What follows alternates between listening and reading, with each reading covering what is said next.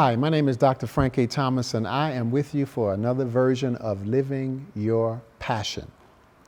Today, I'm going to talk about how to identify your call. How do you identify your call? I want to share with you how I was able to identify my call to pastoral ministry as an example. Initially, I was on my way to a MBA, a master's in business, and there's a test you have to study for. And as I was studying for that test, I thought I heard a voice as clear as day say to me, "This is not what you're supposed to be doing." So I closed the book up and I went to see my pastor.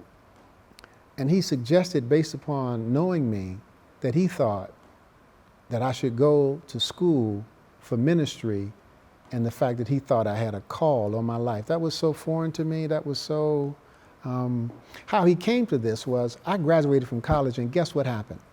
In our church, there was a Men's Day speaker that was coming, and the Men's Day speaker canceled.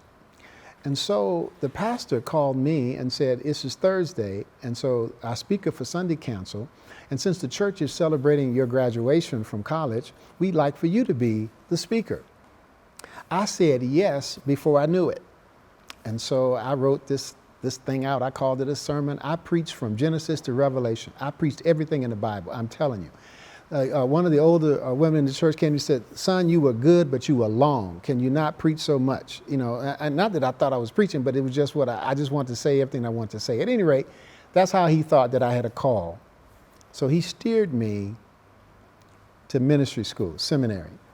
When I got to seminary, I did a course on the prophets, Amos.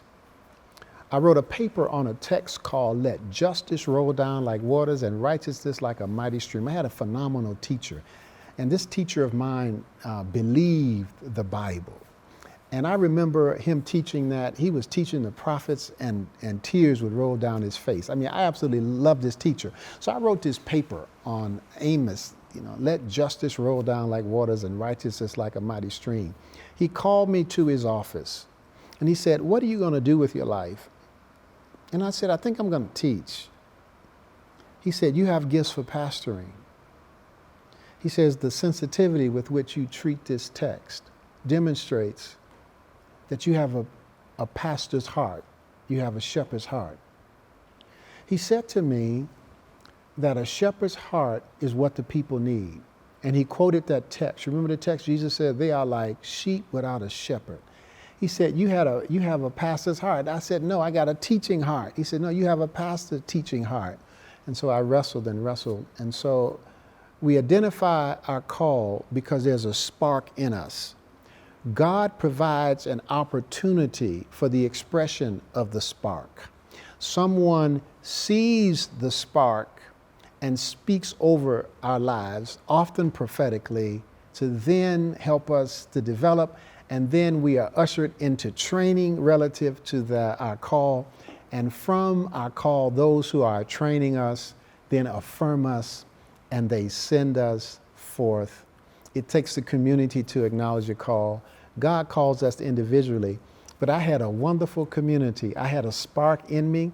When my pastor asked me to be the Men's Day speaker, that spark ignited. From there, the pastor saw the spark, sent me to get ministry education.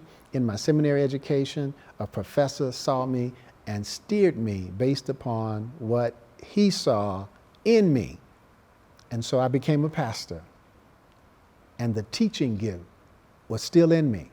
And I was teaching as a pastor until the call came to teach at another level. And I'll talk to you about that in another session.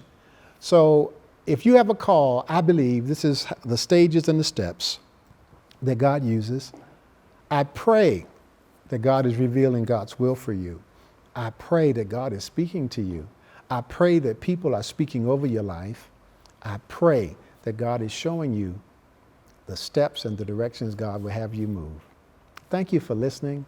I appreciate you spending your time. Please tell somebody about what we're doing here on Living Your Passion.